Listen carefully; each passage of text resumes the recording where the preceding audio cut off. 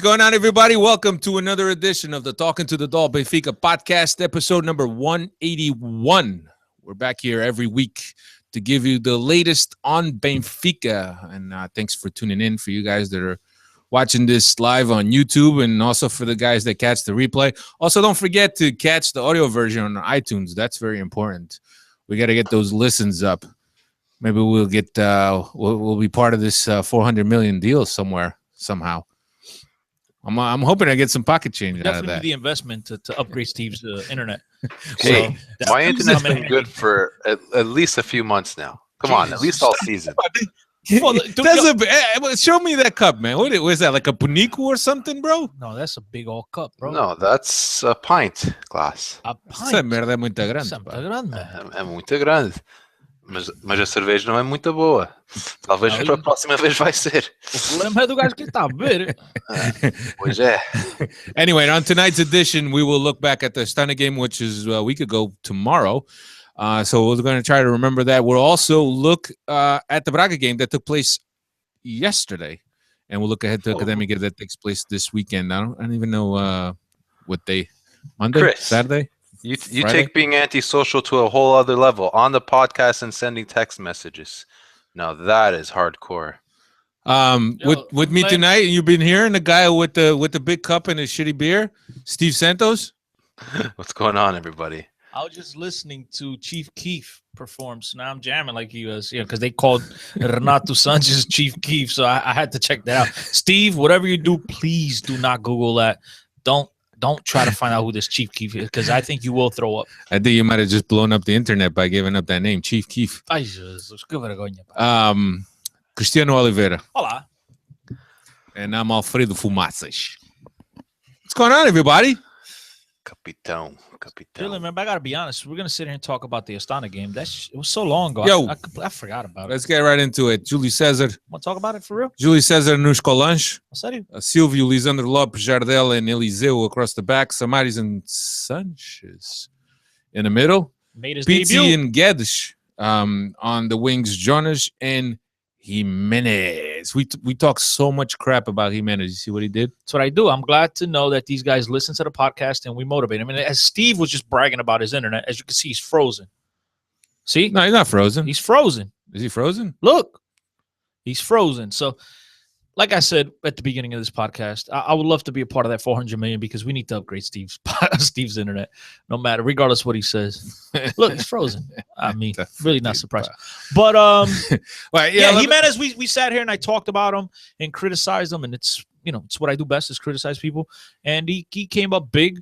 But even that being said, yeah, he scored two very important goals, but it still wasn't a performance that sold me, that has my mind made up on. I'm thinking that this guy could be the future for us as striker.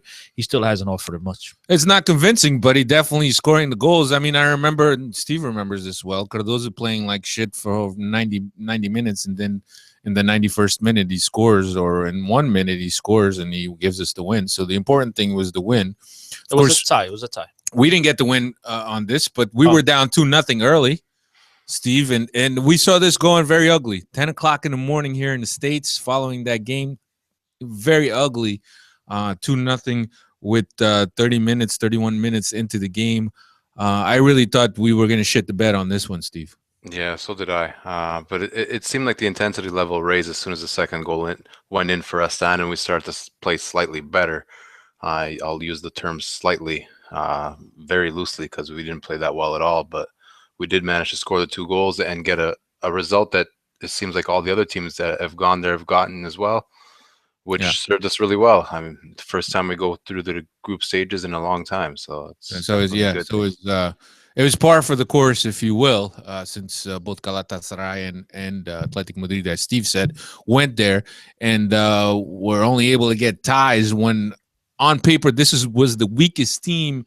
But the distance, the artificial all the pitch, other factors came into play, and that was the most important thing. And as I sat here last week and predicted that Benfica would go out there for a draw, which I still stand by right now. That's I thought they were lucky to come away with the draw when you consider they were down 2-0 in the first 30 minutes. Yeah, they didn't play particularly well neither. I thought that the first finish by Jimenez was a nice finish, but the second one, he got very lucky. And you know what? All that matters is that it counts. And if he got the 1 point, just like I predicted, they would get the 1 point over there, and which helped them advance. And now it's on to bigger and greener pastures, and hopefully, a draw at home against Atletico Madrid will be enough to qualify as first, get us first out of this group, and hopefully avoid the big sharks going on to the next group of the Champions League.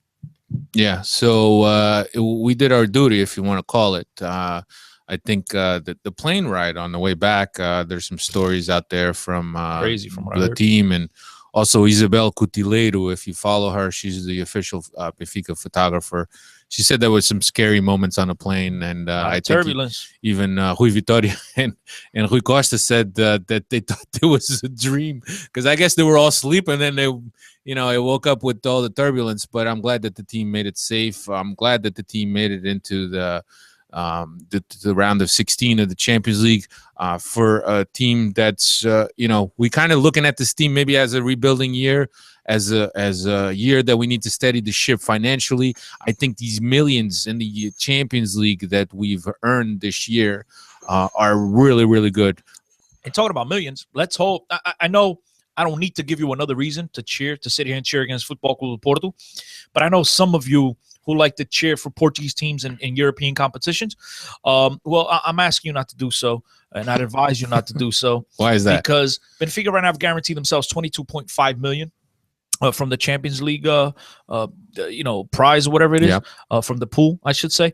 And if Porto doesn't advance, Benfica will get an additional 15, a big chunk, because now they don't have to split the money of the next TV deal. As far as going into the next to the knockout stage, they don't have to share that money with Porto, because Porto won't qualify. So therefore, Benfica will get all of the money allocated to Portuguese teams here in the Champions League. So there's another reason to cheer against Porto, because Benfica will come out with a lot of money here. I mean, you're looking for possibility of making anywhere from 35 to 40 million by advancing. Let's just say that with Benfica going into the next round and even losing in the next round, Benfica will single-handedly make more money this year than they've probably, or the equivalent than they've probably made on their 2 Europa League runs where they went to the final. I think it's more, Alfredo. Yeah, I think it's more just in the one trip to the round of 16. So and Steve, we're really talking too much ahead, but the thing is that we don't know yet who we're gonna draw when the group stages ends and they draw again for teams. But regardless, if we lose in that first round against a big team, I'm okay with that, because now you don't have Europe to contend with, you don't have the Portuguese Cup to contend with, and you got to focus all your efforts on the Portuguese League, which right now it looks like you need all of your efforts on the Portuguese League if you want to make a run. For sure. I think it's a bit early to start thinking of hypothetical situations like that, because those games are in the beginning of February. Mm-hmm. Yeah. As of right now, I don't think there's any team that we're gonna come up against where I'd feel comfortable to call us favorites, or that we're gonna go through. But from now to February, a lot of things could change. We could start to get to a little bit better. The team that we're about to play, who knows, might have a sour streak, so you might even get past them. So it's a bit early. It's definitely a win-win situation if we do go out at this point. If we got a lot of money, we could, like you say, we could focus on the league. The league, if it's still viable at that stage, it's awesome. But it's a bit early to say for me. Right now, I'm just really happy that we're actually going to make it through with a team that's done far from impress anybody or really instill any confidence in us. But the results are decent in the Champions League. We're going to the next round. We're making good money. So, yeah, I mean, like you said, it's still a long way till February. We got the winter transfer also that we don't know what's going to happen with winter transfer. My gut feeling is that Benfica will pick up at least one guy during the winter transfer. Hopefully, he's not Champions League tied, that we could use him. Well, reports are that they're trying to get. They might be trying to get Servi to come in early in January as opposed to coming in July. Rosario Central came out today and said, we're willing to listen if we get compensated. Yeah. So, see what happens. What do you think? I mean, I haven't seen this kid. I don't know if you have seen him, but do you think he's really going to add a lot to this team, or add just a tiny bit to this team? He's a guy that could play at any of the three offensive center, at any of the three midfield positions, meaning on the wings and even at 10 at the position in the middle of creating and spreading the ball Behind the forward or an 8? More behind the forward, I would think, right? Than an 8. But still, a guy that could add quality to this team. It all depends, man. Right now, I think it's a little premature to talk about all this because if Gaitan leaves, then for sure, I want to bring this guy in. But if Gaitan's going to stay, we're going to get Salvio back. We will have a couple other options now. Renato Sanches is playing. The way that Guedes has been playing, I don't really think there's much need for him unless someone leaves, someone of that magnitude leaves. Then I would like to get him. If not, go get me a bona fide striker. Get me another guy that you could count on week in, week out to score goals. Left back is a position, even though I love my boy, Popsick, was a position that we could upgrade. And I think a position that no one talks about really, but I would like to see an upgrade is at the center back position. Well, now that Luizão is out. And even when Luizão, you're talking about a 34-year-old guy who's on the last legs, on his last leg. So I love Lisandro, but still, there's another option. I know some of you guys will hit me up on Twitter and mention Lindelof, but I can't really mention this guy because I haven't seen him play. Yeah. I know he played well for the Euros with Sweden, but that's a totally different system, totally different pressure, totally different game than it is here in Portugal for Benfica. So, but I still like to see another guy come in that Benfica could count on, maybe a guy that they could build on for the future with. Yeah, no, I agree. I think that with Luizão getting ahead in his age, I think it'd be perfect to bring a younger kids to and to have Luizão serve as a mentor to him. I know that Cesar is out in Brazil on loan now that Luizão got hurt. There was some talk that they interviewed Cesar to see if he would be if he'd be receptive to come into Benfica during the winter. He said that it is really a hard situation for him to come back to Benfica because he's tied to the club that Benfica loaned him out to. So I don't know. We also got Steven Vitória that looks like he's going to come back to Benfica, but I just think that on a premise that there's already way too many Vitórias at Benfica, I think they're not going to do anything with Vitória. Steven Vitória, I mean. There was a question on Twitter. I do think he'll get loaned straight back out again, to be honest. Yeah. I think that he will end up probably, maybe Estoril. Maybe we'll end up with Estoril. Not a bad shout. He had some success there. So anyway, but we never know. Come February, we don't know where this team is going to be as far as their development with Rui Vitória. We also it depends on who we're going to get really in the drawing. If we happen to get a team that's not really going through a good run of form, we might squeeze one out. A good result away and a good result at the Estádio da Luz, we could very possibly be in the quarters. Depends, bro. Depends. It depends. I know we're talking way. I have no idea who they're going to play. So way out. But yeah, that's the plan. I mean, get a good result on the road, come back home, or vice versa, whatever, and put up a good result at home. And obviously, you hope things fall your way. But right now, I think it's a little bit too early to sit here and speculate on what exactly it is that we will do because we have no idea who we play. I mean, we could get Barcelona for all I know, and then it'll be a tough task to ask for a positive result on the road. So that's just one example. Yeah. I mean, I think probably the most important thing if you get a team the thing is, if Benfica advance first, they won't get Barcelona, but you get my drift. I don't think Benfica is going to advance first. I think that Atletico Madrid has gotten a lot better than since we played them at the Calderón. Agreed. But they're also missing Thiago, which is going to be a big loss. He's out for 4 months with broken tibia from what I've read, and I'm sure everybody's read. I'm worried he'll probably never make it back from that. Yeah, that's that's a broken leg, basically. And at his age, I mean, I think that his participation at the Euro is even in question right now. And being that we are so deep in that area of the pitch with the Portuguese national team, I don't know. I don't see Thiago coming back, to be honest with you. But that's another topic for another time. All right, let's get right into the Braga game. Benfica traveled to the Pedreira this past Monday. Braga was involved in the Europa League, so the league agreed, and Benfica also agreed to move the game to Monday to give Braga some rest. And I got to be honest, Steve. I thought it was going to be a really hard game for Benfica. Braga hadn't lost in the league yet at home. They also had allowed I think 2 goals. I think that allowed 2 goals at home, And I saw this going sour for Benfica, especially because of the run of form that the club has had.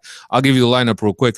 Júlio César, Almeida, Lisandro, Jardel, and Eliseu were across the back. Feza and Renato Sanches repeated his start from the Astana game. Pizzi and Gedge on the wings. Gaitan and Mitroglou. Gaitan playing behind the forward were the 11 chosen by Rui Vitória to play Braga. So, Steve, in general, going into the game, I think that we all were a little bit skeptical and hesitant going into this game. We thought it was going to be a really hard game for Benfica. For sure. I mean, I think we scored 2 slightly lucky, let's say, goals very early that really changed the face of the game. I mean, if you watched at any point of that game, we never looked like we were able to dominate Braga or really pin them back. So those 2 goals really made it a little bit more comfortable for us in just defending and keeping it tight. As much as we wouldn't want to say it or want to see it, we defended reasonably well. The 2 banks of forward were nice and tight. I think Gaitan offers you a little bit more on the defensive side of the ball when we don't have it. When we don't have the ball, he's pestering the defensive midfielder of the other team, something that Jonas doesn't really do. It seems like he tends to get Raul Jimenez to do it a little bit more than himself. So it's the way it worked out. We defended for the majority of the match. Braga had their chances.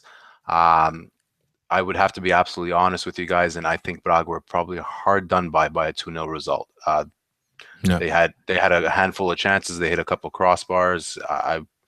I honestly think that a draw would have been fair to them, but that's the way football ends up sometimes. Yeah, I agree with you that Braga were hard done on by the result. But Steve, I disagree with you on both goals. I can't call them both lucky goals.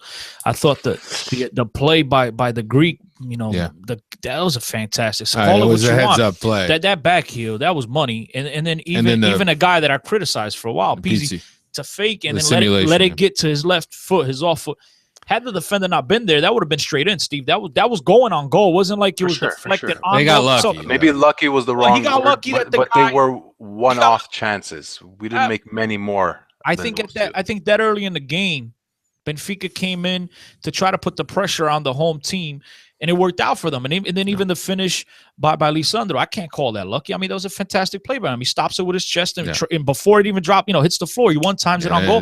Both of those goals, I mean, I don't want to sit here, tell you these are goal of the year candidates, but they were, really nice finishes by both players. And after that, Steve, then I will agree with you that I don't think they did much the rest of the game. And Braga did have the better of the game, especially in the second half. They dominated. They had most of the possession. Yeah. And Benfica were fortunate, even early on, before the second half. The one block by Jardel, right by Hassan, right at the beginning. Yeah. Benfica could have been down 1-0, but you know what? They fought through it. They came away. They got the 2 goals, and then this is where I might disagree with coaching and Rui Vitória, but I thought he sat back on a result and he said, we got a 2-goal lead. Let's go from there. Gaitana had a chance later on also on a free kick, but I think that Benfica gave him the ball and said, we're going to defend. Yeah. We're going to try to clog up all the holes and make the home team come forward, hopefully get them on a counter, which I didn't think Benfica did that well of a job of hitting them on a counter. But I can't say it was lucky that Benfica scored the 2 goals. Now, everything else, I'm on board with you, Steve. I think that that the instructions for the second half were very clear. You gotta cool off the game. You gotta close up passing lanes. You gotta take up spaces. You gotta pressure when you have to in the final third. And you got to keep Braga away. I know that Júlio César made a couple saves. I know that the ball hit the woodwork a few times, and I thought and then also brilliant save by Júlio César. Yeah, I thought that Braga were very good in the second half. Even in the first half, they were pretty good. But I think that scoring these 2 early goals, Steve, and the fact that we get anxious, we look to get anxious, and we don't look to be creating a lot of chances. To be able to get these 2 goals early and be able to settle on the result I thought it was key for this game. That was the main key of the game. It was those 2 early goals, really. There was things in the lineup that whether they were coaching decisions in some spots or other spots because of injury or suspension. But there was other areas of the pitch that I think that just by different playing personnel really helped some of our flaws and weaknesses. Let's think of Pizzi. Pizzi is playing on the wing. He's not a guy that's strong 1v1. He doesn't have the pace. He isn't much of a trickster or a dribbler. So he didn't want to be forcing himself wide and going full against his fullback 1v1. He was more of a guy who wanted to come inside and play with his number 8, his number 10, whoever it might be. And by doing that, we looked slightly better in possession in the first half than we have in other times of the season. I think he really incorporates all the other players around him, even his fullback. It's something that we're really lacking. I mean, we struggle to keep the ball, but with Pizzi out there, the guy's not a world beater. You're going to see his flaws, but this is something that he does bring to the team. It's something different than the way Gedge or Gaetan approach the same position. He's a bit more similar to Gaetan than he is to Gedge, and I think that's where the balance comes in a lineup. You know what I think helped him out? The addition or the inclusion of Sanches in the midfield. It gave him the defensive responsibility, which therefore let Pizzi be a little bit more free and roam around, because you see him on the right side, on the left side. And I think he benefited from that, because this is a guy that we've mentioned many times. He was accustomed. He grew up playing on the wings, which, you don't really have that much of a defensive liability or, responsibility, I should say. So I think he played free, and I liked what he did yesterday. I don't think he was, like Steve mentioned, a world beater, but I thought he added a lot to this team due to the fact that he was able to hold the ball and spread it around. I thought he was very, very good yesterday. Yeah, let's go ahead, Steve. Another thing that Pizzi did do, I think a lot of this comes from him playing number 8 last year, but he's not amazing reacting to losing the ball when we lose the ball, but he's a lot better than Gedge is. And I think that him being on the pitch also with Renato, who's very good at it because he's super tenacious, I think that helped us. When we lose the ball, it always seems to me that we always either take way too long to get back into shape, or we take way too long to pressurize the ball in a more like combined action. With those two guys on the pitch, I think that was something that also improved just because of the type of players they are. I don't know if it's so much that Rui Vitória has tweaked the system. It's more the personnel that went out there. Yeah, let's talk a little bit about Renato Sanches. I know that we've actually been talking about Renato Sanches for quite a bit here on the podcast. We're very familiar with Renato Sanches from his junior years, and also from the time that he has spent at the B team this year. He is still a junior, if I'm not mistaken. He's 18 still. Yeah, he can still play in the youth league. Right. Renato Sanches is obviously no surprise for all of us that we know him, but a lot of people are getting on a bandwagon. But here's the thing about Renato Sanches, that for a kid his age, physically he's there. I think that he's a guy that he's strong on the ball, regardless of his stature, not being perhaps. I would prefer him being a little taller, but I'll take it. I'll take it for where he's at. He's strong on the ball. He's a guy that protects the ball well. He's a kid that also interprets the press well. And also, when he gets the ball, he knows that switch. He knows that first instinct is a switch. He knows to keep the ball moving. I thought he was very good in this game. Cristiano was vocal on Twitter about Renato Sanches. What did you see? I liked what I saw from the kid. Usually when you see an 18-year-old, they tend to do a little bit too much, but you can tell this kid's poised. He played very simple, and to me, that's the one thing that I stuck to, that I was watching. I said, man, this kid, he understands it. He gets it. He's not out there trying to impress and trying to earn himself or lock himself a starting spot here. He's just trying to do what the coaches told him, which is to get back defensively, get in position, because you really had two guys in the center of the park, him and Feja, that weren't asked. I'm not going to say he doesn't have it in him, because we haven't seen enough of him. At least I haven't going forward. But we know the Feja doesn't have it going forward. He just has that defensive tenacity. Yeah. And the same thing with Sanches. I think he was asked to just get the ball, turn around, play it simple. And to me, again, I'm going to reiterate this. At that age, a lot of players would tend to try to do a little bit too much to impress. And to me, that's the one thing I took away from is that he didn't push the envelope. He just did what he had to do. Played very simple, got the ball out, 1 touch, 2 touch, got in position, got it back, 1 touch, 2 touch. And that's the thing I liked about him. I can't really speak for his offensive game yet because I haven't really watched the guy much. I never watched him on the B team or anything like that. But I do like what I've seen, and I think that if this kid keeps keeps playing, getting the confidence from the coaches, and just keeps playing as simple as he is, and maybe his confidence will grow and he'll develop into that number 8 that we've been lacking for a minute now. Yeah, and Steve. Incredible maturity for a player his age, but we're also looking at a player that we've been clamoring here the whole season about not having a natural 8. This is the one kid that is a natural 8. Okay, so his instincts at that position is something that perhaps suit this Rui Vitória team. Yeah, if you watch him now, he's 18 years old. I really want to say he's probably the best option we have for the position already. I mean, we have Talisca or Pizzi or Andre Almeida. Those are the 3 guys that we've seen playing at that position. Talisca, we all know what I think of him. I think he's not an 8. He's not an 8. He's a little too soft. He tries the wrong passes at the wrong times.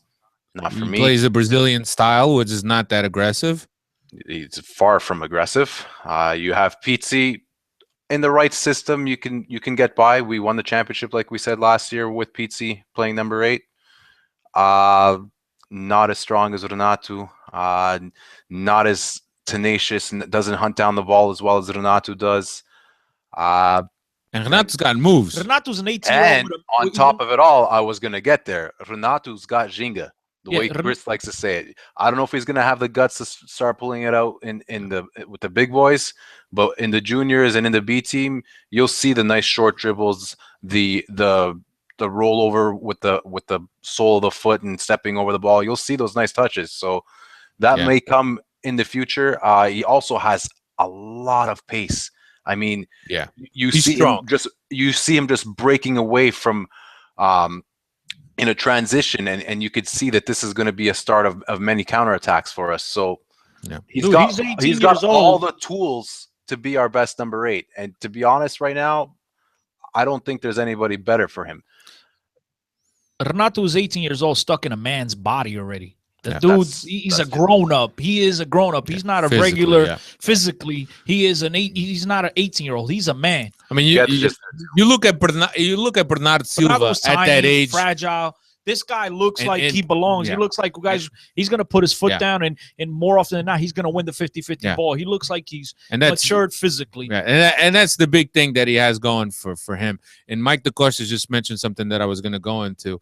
I think that the percentage of passes completed this kid had was something like ridiculous. I read a stat at midfield at the halftime that it was 97%. I don't know if that continued. I think he missed a little bit more passes in the second half, but that's for a guy that plays in that position, and that really shows that you get the ball, and the choice is always the right choice, and that's why you have a high percentage of completed passes. And I mean, and we're not talking about that has to do with simplicity. You can tell the guy understands the game, and like I said, he wasn't in there trying to force things. He was just playing simple. Get the ball, get it out, do your job. And he did this job to perfection. And we're not talking about a William Carvalho here that every third, fourth pass is a sideways pass. I mean, we're talking passes to free up guys to go forward. Too early for that.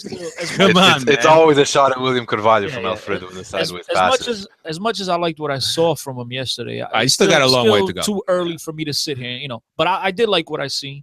And I think the kid has a future, man. It all depends on what this Benfica coaching staff will do, if they will give this guy an opportunity to develop and play week in, week out, because obviously his confidence will grow.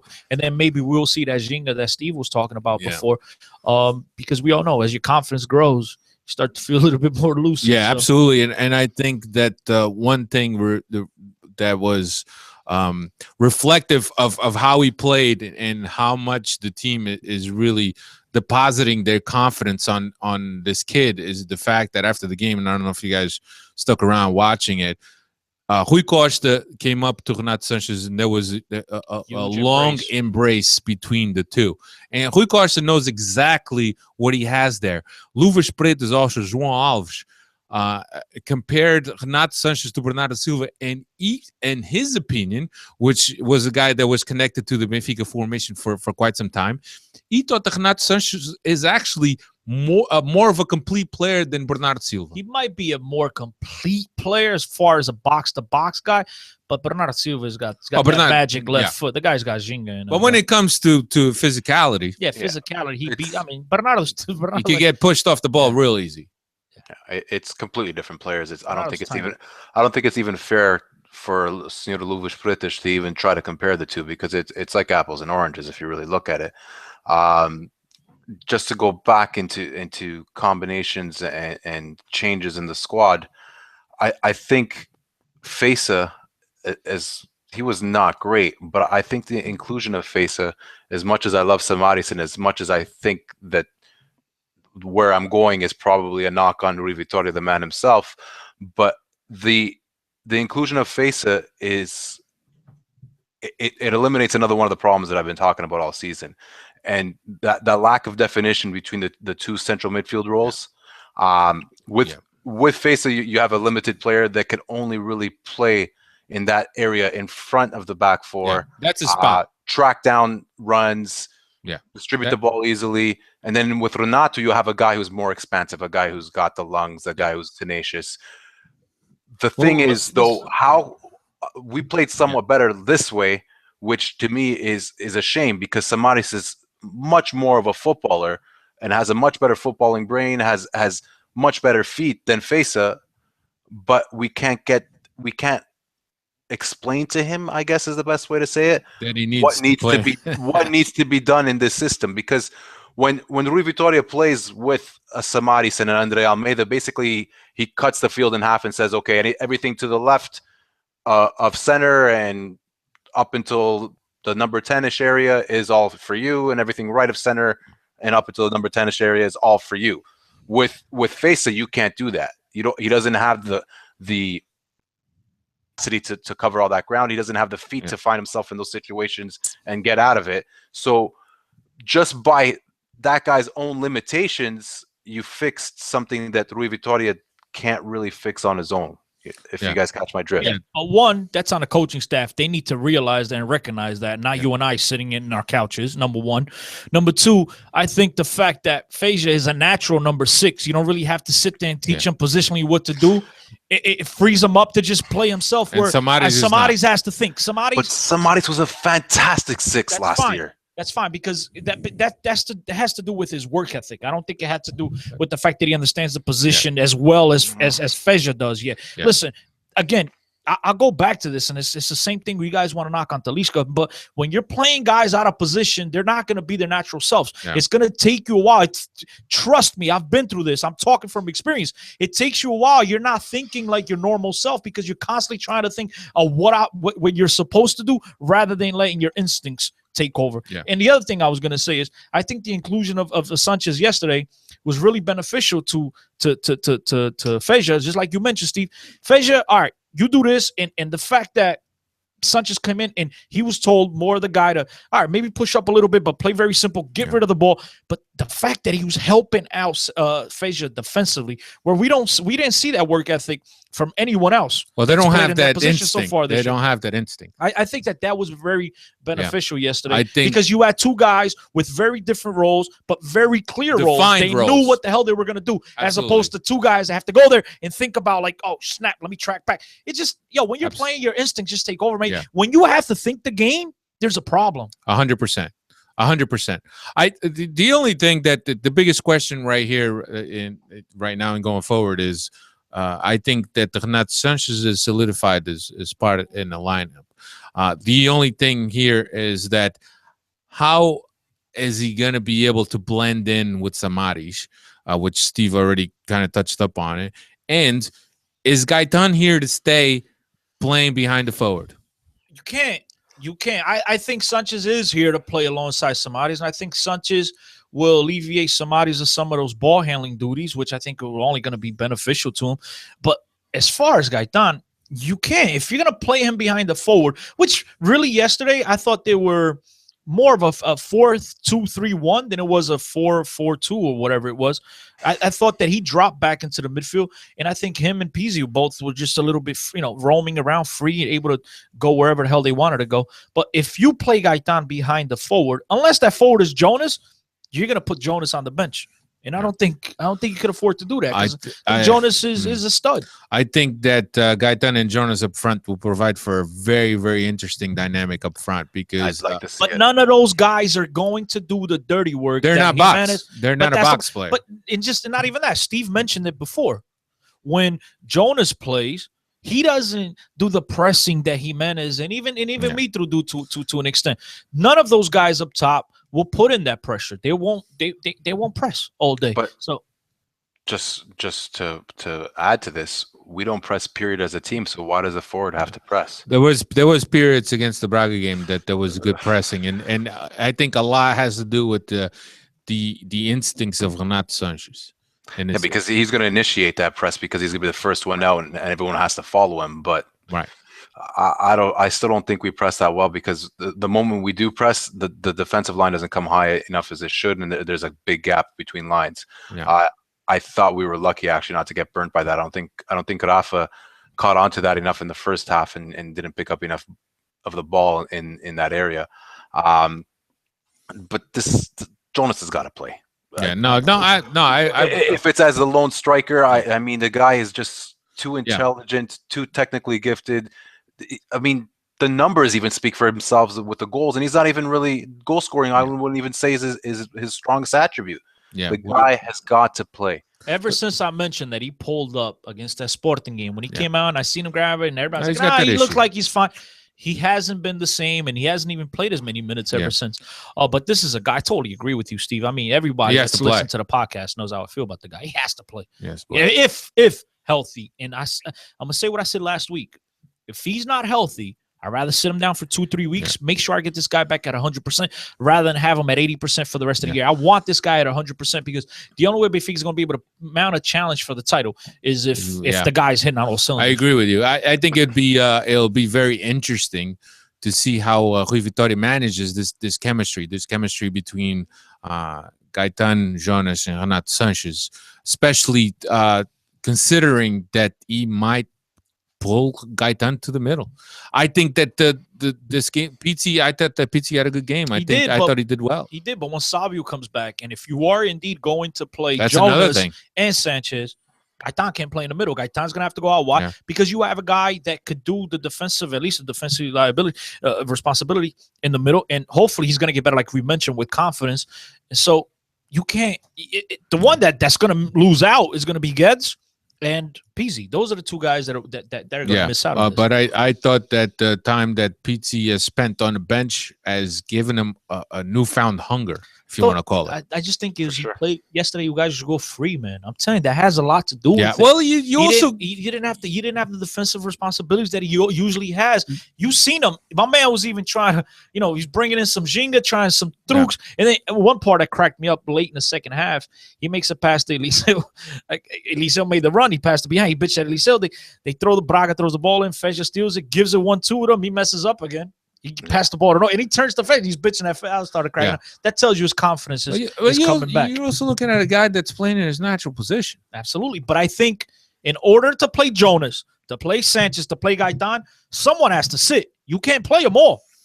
And I think he's going to be the guy to, unfortunately, unless you're going to play Jonas and Gaetan up top together, and then you play Pizzi out on the wing, somebody's going to have to drop, because if you're going to play one of the two strikers alongside Jonas, somebody's got to lose their spot. And I want to say this, Steve, I don't know. I think you might agree with me, actually, believe it or not. But I think most people listening at home right now will kind of disagree, and people that will listen to this eventually will disagree. I am more excited for Sanchez's future than I am for Guedes' future. I'll completely agree with that. I think that Guedes could be a difference maker, but I think that Sanches has Sanchez the is more- skills to be more influential in the team, in the way the whole team operates. Sanchez, just for pure biasness, is more my kind of player than Gedge is. I'm more of a guy who's like central midfielders, likes guys who controls the game more than a guy who's only there in the final third and whatnot. It's not the type of guy that I prefer to watch. Here's my thing, though. I do think all those guys could play together. I don't know if Rui Vitória can make it work, but I think with the right coach, we could make all those guys play together. Personally, in just the way that you were saying it. I mean, you could play, if, just hear me out on this. Maybe not Pizzi and Salvio, because that's just way too many of them. But Salvio, Jonas, Gaetan in the band of three behind Gedge as a striker, Sanchez and Samaris in the midfield section. That for me has any balance that you'll ever need. Yeah. No, I it's think possible. Yeah, I think that if Salvio's in, then you can't have a guy like Gedge on the other side. You got to have a guy that balances it out, like Gaetan. Exactly. Or Pizzi. Or Pizzi, and if you're playing Gaetan behind Jonas. You know what I mean? I personally think there's ways to get a lot of those guys on the pitch at the same time. It's just in a system where you have to command more of the ball. You have to have the ball more. You have to really impose yourself. And it's going to take balls. No, it's going to take balls. The way Rui Vitória has been coaching so far, I don't think he's capable of doing such a thing. I mean, from what I've seen, there's just not much hope in seeing something like that. But does he have the Berlins to sit Mitro or Jimenez and play Gedge up top? Well, I think that he does. I think that he does. To be honest, I think that he does. I just don't think he's got the tactical clout to make it all work in a high pressing way that would make it work. So you're gonna have two of your highest paid guys on the team sitting the bench. Well, I think what's happening to Mr. Tarat? Tarat is playing in the B team.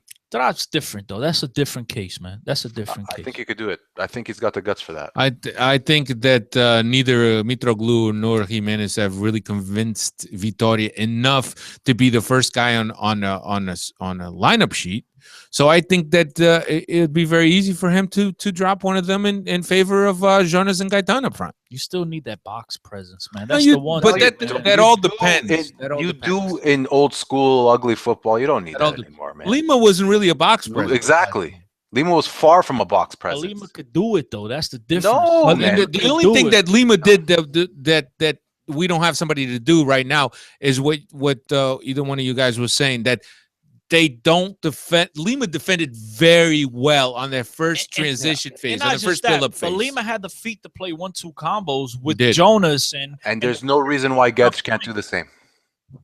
Hey, I'm not saying he can. I'm not saying he can't. All I'm asking is, will Rui Vitória have the balls to sit those two guys? Yeah, absolutely. I think he will. Steve, did you have anything else that you wanted to add before we get into Nelson's halftime headlines? No, I think I hit all my points, man. All right, let's after a week of absence, we'll get back into Nelson's halftime headlines.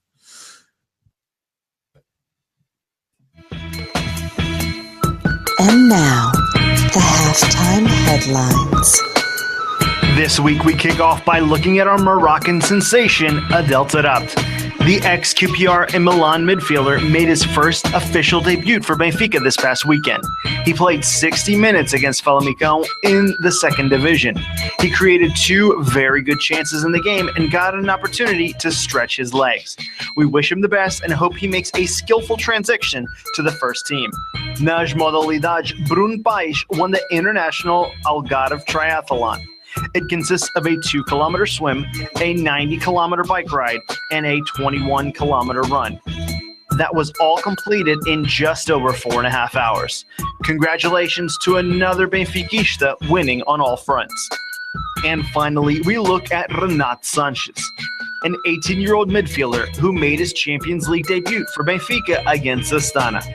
With an impressive outing against the Kazakh champions, a starting spot next to Feja against Braga, and continual hard work, could he finally be the box-to-box hybrid we've been searching for? Quite a few media outlets have him reportedly getting a salary increase, an increased buyout clause to 45 million euros. And that's all for this week. 'Cause baby, now we got bad blood. You know we used to be mad love. So take All right, Nelson. Good job on the halftime lines as always, and you've actually Chris wanted to hear a little bit about Tarap, and there you go. Tarap. He made my day, but then he started talking about triathlons and such. I mean, come on, he messed me all up. Agora temos a falar triathlon. Yeah, so I had a chance to watch Tarap in the B team. I thought that I'm a máquina, meu. no, look, you can't argue with Man the amongst boys. with the talent, but as far as pace, he's like on a pace all by himself. Everyone else looks like he's running. They're running. Tarab looks like he's walking. He's like Picasso. But he doesn't need to run. I mean, with feet like that, man, he's the one guy that if he was at least 90% of his capabilities, physically, fitness, Mentally, that guy would absolutely kill. And I'm glad He would kill. I'm glad you took the time to bring up my man Adel Tarat, because anyone that sits here and is convinced by these reports by Record, whomever, whatever newspaper, whomever sources you're getting this from, that Benfica trying to drive up his value to get rid of. Really, you're gonna drive up his value on the B team. Think about this for a second. They're gonna drive up his value on the B team. Come on, ladies and gentlemen.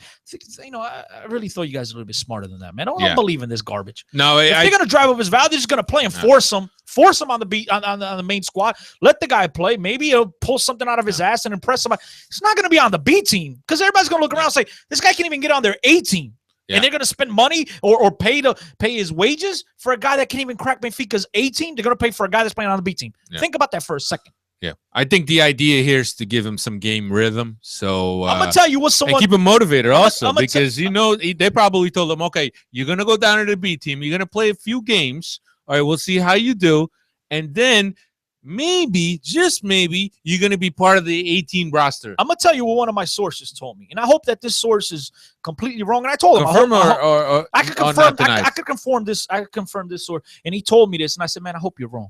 I hope you're totally wrong. But he said, let's start a conspiracy here.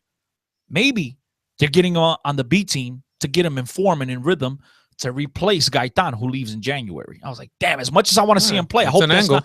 It is. So I'm hoping that he's wrong. I'm hoping that, and again, he was just throwing it out there. And this is a guy in the know that knows what the hell he's talking about a lot more than I do, I should say. I can't speak for anyone else, but I know he knows a lot more than I do. So I will tell you right now, I hope he's wrong. And I told him, I said, as much as I want to see Tarap play, I hope you're wrong.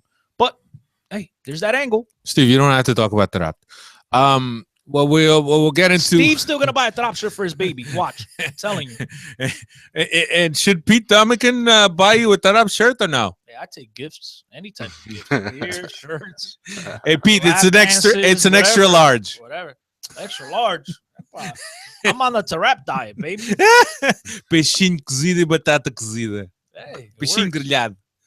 Anyway, let's get into the next topic, and the next topic is obviously something that kind of blew up today, which is the TV rights. Apparently, there's an operator, NOS, who is rumored to, nothing has been confirmed. It was rumored to be offering Benfica 400 million euros for 10 years of to have the rights to Benfica's games. I'm not. The details are still a little bit sketchy. We don't know if there's some clauses, if there's some conditions. We're not sure. But 400 million euros, and then is a lot of money. And then Mayo also is jumping in to compete. They're not jumping in. They might jump in, and so Nos went ahead and cut the line and basically jumped in front of him before Mayo came in, which is a French company. I just found this out today, ladies and gentlemen. They're owned by Altice or whatever. Yeah. I know Nelson mentioned it on Twitter. And I was like, what the hell is Altice? But once I read the article, I figured it out. But so Mayo, all these companies are vying to maybe, to get Benfica's rights. And so Nos is the first team that stepped up and came in with a concrete offer, supposedly. Came in with a concrete offer for 400 million for the next 10 years to televise Benfica's games. Now, that's where it gets a little confusing. Is it just for Benfica games? Is it for the Benfica channel? Is it for all other content on the Benfica channel? And that's where we don't know for sure. But different rumors are out there that, they only want to pay Benfica 25 million for their games with an additional 15 million to have an exclusivity contract where NOS is the only cable provider in Portugal that's allowed to carry Benfica TV.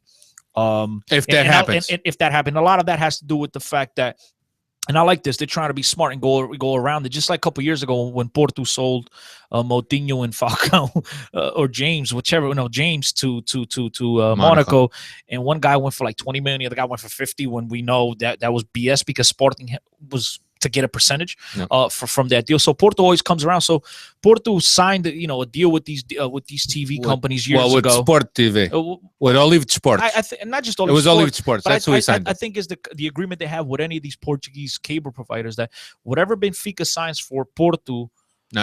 Will get, if they do indeed sign a deal with them, they get up to 80% of whatever Benfica does. So rumor is 25 mil, which Porto will only get 80% of that 25 mil if they were to get a deal from NOS, I would say, rather than 40 million. So it's sketchy. I really don't know, but that's basically what I read. So they want 25 mil to televise their home games plus 15 mil for the rights to carry their channel. We're the only ones that be able to carry the channel. I don't like it. I know it's 40 million is a lot of money, but I'm a little bit greedy, and I think Benfica should hold out for more. Yeah. The thing with Porto actually happened when Benfica was going back and forth to Olive Sports. They were at a negotiating table, and Porto's contract was up. So, Pinto Costa was smart. He said, okay, I know regardless of whether Benfica signs with you or not, whatever Benfica signs for, which at the time Benfica was asking for a lot of money, automatically I get 80% if you sign Benfica.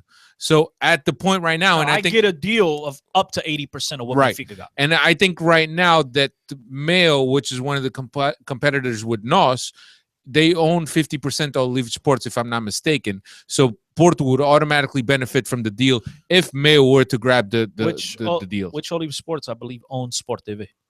Olive Sports owns Sport TV, and along with other media outlets. And it's owned by Antonio Oliveira's brother, and they're all Porto. Joaquim Oliveira. The one thing that I was talking to Hugo Stapado earlier today, we traded a couple of tweets. 40 million per year is a lot of money, but I think that in an age, in our current age, where media is constantly evolving, the way media is being offered to the public, I think to be locked down with 40 million for the next 10 years might not be such a great thing. Yeah, I was thinking the same thing. I mean, so much changes over technology. I mean, from one year to the next, so many different things could happen. I wouldn't lock in for 10 years personally. Just to give my own 2 cents on this whole TV rights thing, I never liked it from the beginning. I think it should be equal rights for everybody, but that's just me. Yeah, but we're not the premier. No, but that's not the way it is in Portugal. I know that. I'm telling you, my idealist views should be equal for everyone. I mean, that's what's best for the league as a whole. Should Tondela be getting 25 million for their home games? No, but they not 25 million. But if the deal's for 100 million, for the league, everyone should get their own fair share.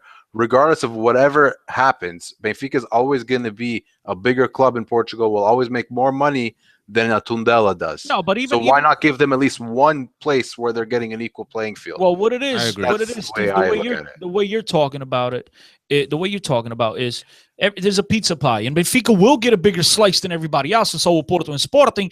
But at least the Tondelas of the world, the Académicas, the stupid, they will still get a slice. Might not be as big as Benfica because obviously Benfica will get more for their rights.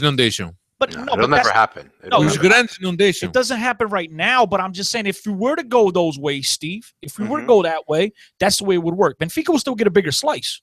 But at least, Tondelas of the world and all the smaller Rocas, whatever, they would have a seat at the table. They'll get themselves a slice. Now, it's better than no slice.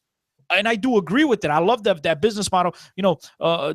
Wellington Mara and John Mara, the owners of the New York Giants, they're the ones that implemented that system back in the 50s in order to make the Green Bays of the world be successful, in order to develop the NFL into what it is. And then, you've seen other leagues such as the EPL, adopted in 1992, which I think for a league as a whole, I love that idea. I do love that idea. But right now, Steve, they haven't agreed to that. So, I can't criticize Benfica for going out and trying to get the best deal that they could get for themselves possible. Now, that's a whole nother conversation. It's a conversation that all the presidents of the league need to come up with. And let's be honest, this is a league that can't even find a freaking sponsor for the league, let alone a company that's going to throw millions of dollars at them in order to share. One more thing, just because I wanted to say it earlier, isn't NOS the official sponsor of the league. Yes. Are they? Wouldn't They that be a used to conflict? be. The league is named. The league is named after NOS. Wait, they used to be, but they had a problem this year. No, They they are. couldn't find sponsors. No. The league is sponsored by NOS. So that sounds like a conflict of interest. League of NOS. But anyway, But we don't know when the contract is going to be signed. So for next year, all we know, they might not be sponsoring the league. Yeah, I mean, listen, I'm pretty sure, dude. You could look this up. All right. At the beginning of the season in August, there was no sponsor for the league. Maybe NOS jumped in afterwards, but I know for a fact that was in Portugal. There was no sponsor for the league. I think you're right. But I know League of NOS was a sponsor last I year. know NOS is now. It was No, they're Zon still last now. year. They're still now. They were the sponsor last year. No, they they're backed. still now. Alfredo, try to understand here. They backed out of it, and then they jumped in at some point this year. Yes, you're right. They are still the league sponsor, but at the beginning of the season, they weren't. I think they came in because nobody else was making any type of bids, and they said, okay, they got a discounted price, and they jumped in. Business. It's all business. All right, let's turn our attentions now to the Académica game. Benfica will host Académica this weekend. Académica is Just falar desse Marrecos, meu. Académica is currently next to last. So I think that this is a perfect game for me in my view for Benfica to continue and For the rap to show his skill. to build up their momentum. Académica has only won one game so far, has not won an away game, and has only scored 2 goals away and allowed 6. Benfica won the last 5 games between the two teams at the Stade de Luz, but I do remember Académica stealing a couple games at Stade de Luz maybe a few years back. But an easy game on paper, but I think that the biggest thing right here is that the team remains focused and that they can build up on whatever success you feel that they had against Braga. I feel that they had a little bit of success. I think that the Braga game could have been a turning point for Benfica at this junction of the season, this early. I think that Académica is perfect for Benfica to continue, but we can't underestimate Académica just because they're next to last. Yeah, we have to go in there and play football, really. It's not going to be a game where we're going to be able to allow Académica to come at us, because they never will. So the game is in our hands to attack and go and create chances. So that's something that we've struggled to do so far this season. Even in the games where we routed 4-5-0, I don't think we scored that many early goals from what I could remember. So it's going to be a game that we're going to have to really go out and pressurize and try to score goals early and leave an imprint on the game. It's different than the way the Braga game turned out. It's a completely different can of worms against a 17th place team at home than it is a difficult game away where we've traditionally had some hard times. Yeah, absolutely. Chris, do you think that that Vitória will remain with the team we saw against Braga without maybe giving the rest to Jonas? Well, maybe somebody steps back. Well, somebody's definitely going to step in. Somebody's will be back, so he might step in. So yeah, I do think there's a chance here. Maybe there's a flop of Mitroglou with Jimenez. Try to get Jimenez to score a goal. Get off the the blank sheet, I should call it, whatever you want to call it. O gajo não faz nada no campeonato, so hopefully he'll get one. Build his confidence. But yeah, this is a team that Benfica has the obligation to beat at least 3-0, bro. Minimum 3-0. Play the Putos. Okay, get my boy Renato Sanches back in there. Let this kid develop, and just build from there. Maybe give this kid Lindelof an opportunity. A lot of people are calling for this kid to play. No. And, I would love to see my man Tarap. There's the League Cup. I would love to see my man Tarap to come in there and tear it up. I think that with the amount of time that Luizão is going to be out for, I think that Lisandro needs to build that chemistry with Jardel. Yeah, good point. But one of them is going to need a rest at some point, and maybe that's when Lindelof steps in.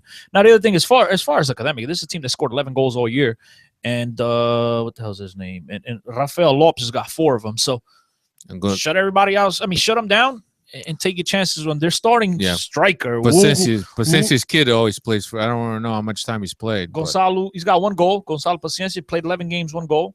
The other kid that's played every single game in all 12 games. Ugu Seku, he's Seku, all right? He's got no goals. Is he cousins with Papu Seku? Papu Seku, they might be related. They might be from the same part of Açores or Madeira, wherever the hell they're from. All right. I don't know if you guys have anything else to add to the academic game. We could get into some Twitter questions. That's it. Simple. Tareia, mais nada. Yeah, Kyle Chaves, at Chaves Kyle 43. Do you think Benfica can really go for a deep run in the Champions League? I think Kyle. I think it all depends on who we get in the drawing. What do you consider deep? Yeah, at deep with semis, quarters. That all depends. I think that considering how we've fared in the past couple of years, I think that perhaps the quarters is going pretty deep. Yeah, quarters is pretty deep. It all depends who they play, also, man. Yeah, here's one from Eric _Vesper. Is Jonas a problem for Rui Vitória in as much as he's forced to set up his team up in a way he's uncomfortable with to accommodate him? Sorry, I don't know if I read that right. I think what he means is that is the fact that Jonas is not a guy that's static up front. Will Rui Vitória set up the team to accommodate the mobility of Jonas? What do you think? Jonas shouldn't be a problem for any coach to answer that. It's just come on, it's one of the best players in the league. You got to be able to use him properly. You got to be able to basically you can put him almost anywhere. He should be able to play better than 90% of your team. He's that good. So no, I don't think he's a problem for Rui Vitória. I think Rui Vitória is really the problem, if you ask me. But yeah, the other question by at Eric _Vesper was do we feel that Lindelof has earned a chance at least to get 10 minutes? I think that we're all fans of Lindelof. I think he has talent. I think that there was a chance that Rui Vitória could have used him at right back, which is where he played in the European Championships, the U21 European Championships, and he hasn't.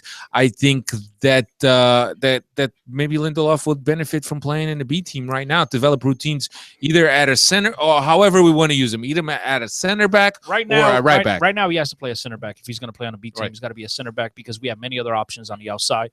And due to the fact that we only have two guys in the middle of the park that we can really count on, Jardel and Lisandro, he has to play a center back and try to get some type of rhythm there. Now, I must say this. I don't think Vitória has much confidence in him. I think Vitória is calling him up because he is one of those 4 or 5 guys named in the preseason that would make the jump. Because here's why I tell you that I don't think he has much confidence in him. They brought up a guy in Klessu, and I mentioned this before, a guy that was a striker. We never heard of him, and he started him over Lindelof. Lindelof didn't even get a call-up. They got a guy that's a striker on the B team, ladies and gentlemen. That's a good point. If that doesn't tell you that they don't have much confidence in him, I don't know what is. That's a good point. I think that perhaps Lindelof, if Luizão continues to be hurt, and if Lindelof is at the bench, if Benfica needs to put a third guy at center back, Lindelof, that's what Lindelof will play. Savim's, man. Maybe there's a kid that's playing on the outside wing in the B team that they bring down. I don't know. I mean, because we saw that with Klessu and the other guy. Who's the other guy that they brought up for that one game, Steve? Klessu and those 2 guys that both play strikers. They called up for that one game, and Klessu started. Those 2 guys. Paraguayan kid. Yeah, something like that. Why can't I remember his name now? Franco Vera. Yeah, Franco Vera, something like that. Vera, yeah. Here's one for you, Steve. With Sanchez and Guedes' emergence, is it too much pressure too soon? Should an 18-year-old even be an undisputed starter for SLB? That's the scary part. And we've seen many kids get burnt before, either by the pressure or by praise too early, too much praise, getting to their head, ego problems. That's a huge question mark. The problem is, like we said earlier in the podcast, I honestly think Renato Sanches is our best 8. I think Guedes is going to have a fight on his hands when Salvi comes back. Whether or not I agree with that or not, I do think that's the way it's going to work out, and we'll see how he handles that. But for Renato at this point, I think he's just the best. He's the best fit for the role that Rui Vitória needs right now. And as much as I don't really want to give him the keys to the car that young, but that's really what's going to happen. Bro, I don't care how old you are. If you play well and you deserve to play, I don't care if you're 16, 14. You should play. And that's it. And right now, both of those kids have proven and have shown that they could play on this team and that they're valuable additions to this squad. So who cares about their age? Yes, Steve, you mentioned a great point. Can they be grounded enough? Maybe will it get to their heads? Maybe. But that could happen with anybody. That could happen with a 22-year-old making his debut for a club. So if they deserve to play, put them out there and play them and let these guys develop and let's see what happens. Yeah. Mario's making a comment here at M. Dot. Hui is the right man for the job, and under JJ, we would have never seen these kids get a chance. He'll make these guys work. I think that's the one positive that Rui Vitória perhaps brings to this team. So far, he hasn't been able to get the team playing the way we want him to play. But the one positive is that he's incorporating these kids, these young kids, into the team, which is perhaps the future. We're going back to this, man. Bringing up JJ again, totally different, different expectations, Steve. I mean, JJ was told they had to win the B Campeonato, which hadn't been done in 31 years, dude. Totally different. This guy has the freedom to go ahead. And I'm not saying that JJ didn't have it, but JJ wanted to win the B Campeonato. That was a huge accomplishment. Most of you guys listening to this right now have never witnessed the B Campeonato for Benfica. Totally different expectations, totally different, whatever, bro. Just totally different, man. The reason Rui Vitória was hired was to bring these kids in. Luis Felipe Vieira was out in Luxembourg inaugurating, or however you use that word properly, a new Casa de Benfica there, and he came out and said, this is a transition year where it's going to be decisive in gaining sustainability in the club. So that there tells you what was going on in the offseason. It's a year where you have to bring the wage bill down, whether it's the coach, Rui Vitória, you got to bring down the Matiches, the Markoviches, all those monster players that we've been signing over the past few years. That's something that we probably couldn't do then, and we definitely can't do anymore. And that's why Rui Vitória was hired, because he's basically at this point almost like a puppet for the system, because that's what the system needs. Yeah. Here's one last one. Should Benfica play their best lineup against Atletico Madrid, especially with our busy schedule in December? Yes. Yes. They need to come out first in order to avoid the big sharks. If they are to make a run at the quarters, let's try to get the best matchup possible. So, yes, win this game, or at least get a draw out of this game so you avoid the big sharks. Yeah. Steve, what do you think? I wanted to take a quick peek at our schedule first, because I haven't done that in a while. Regardless who it is, it's going to be tough. I would play our best 11 if our next game is against Setúbal. If your next game is against Setúbal, you play the best 11? And that's what I'm looking at. So, yeah, I'd play my best 11. I don't know how I feel. Académica, Atlético Madrid, Setúbal, Rio Ave, União, Nacional, Vitória Guimarães, Marítimo, Nacional. Screw it. Why not? Why not? But forget. Why not? Regardless of who we play next.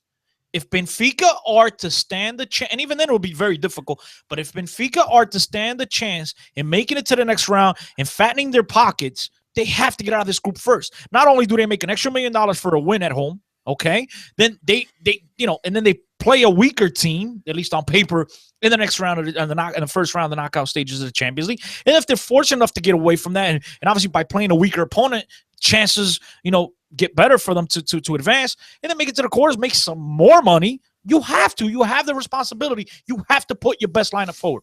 Chris, it's not that I disagree with you. I just feel that at the club they may feel that going into the next round is already the objective met, and anything on top of that is just a bonus. So let's try to protect our asset. I agree. But if you could better your chances, why not? I'm just trying to play the devil's advocate here and saying what the other side of the coin looks like and what they might be thinking. No other side, man. It's Benfica. We got to win at all times. I think that considering the schedule, and especially against Setúbal, I'd definitely go with the strongest lineup. Sure, why not? I might give Jonas a rest, but he wants to play those big games. Yeah, especially against a Spanish club like that. I'm sure he would. If he's not 100%, he shouldn't be playing anyway. That's the worrisome part that I wanted to get to earlier. I agree. Is this He's a not. moment- We is know he- he's not playing at 100%. He's not playing well, but is he actually not fit enough to play and he's only playing a few minutes here and there, or is this a Rui Vitoria trying to Uh-huh. phase them out?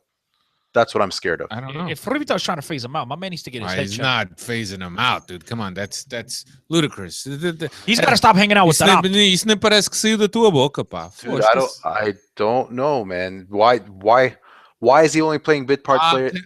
Eu já te disse, pá. Queres que diga outra vez? Yeah, vai The lá. guy has a pubalgia, pá. Desde o princípio da spell it. época, pá. Okay, but Pubalgia. Pubalgia. do you, like Chris says, do you not think Inflammation of the groin. 2 or 3 full weeks off would be more beneficial than playing 20 agree. minutes here and there? 100%. I this- agree 100%. This is why I'm trying to understand what is actually happening. Because Steve, You don't know what the or- doctors have said. Maybe or- the doctors said or that he espera ahí. still needs to keep some competitive I rhythm. know analysis. I'll give him this. I'll give him this. Exactly. I'll give him this. If he doesn't want to sit him completely, okay, there was no need. If he's not 100%, there was no need to use him this week against Braga with a 2-0 lead. absolutely. If you're losing 1-0, you need to get a goal. You need to get back in the game, and you want to use him, fine. But if he's not 100%, you want to call him up to the game. Tá bom. Sit down. Rest. We got a comfortable lead. Jonas, tu hoje não jogas, pá. Tá bem. And that's it. And I think even he has to understand that Yeah. because he's not 100%. And Him that's why I said that. Because it doesn't I add up. love you, Steve, pá. Steve Tough. All right, let's start up this shit. I like that. That was good. PlanetBenfica.co.uk, our friends. Diogo Reis has a question. What's Diogo's question? It says one, so apparently he's got more. But is Benfica going into the market for an 8 still a priority? No. I'm afraid at this point spending on someone with more experience, and he continues. Here's the thing that I was actually thinking today as I was driving home.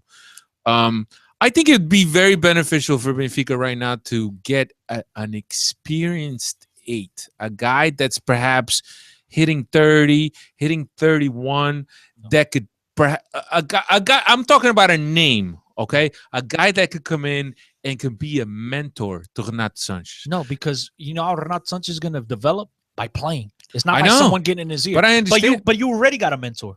You got a mentor there, Who's that? Rui Costa. I mean, you want a better mentor? At an 8? Whatever. You got Rui Costa could teach you more than any scrub they're going to get. Let the guy play. As a mentor, I agree with that. the guy play. As having a guy with that kind of experience and that cool head on his shoulders, I think that would be a great addition to this team.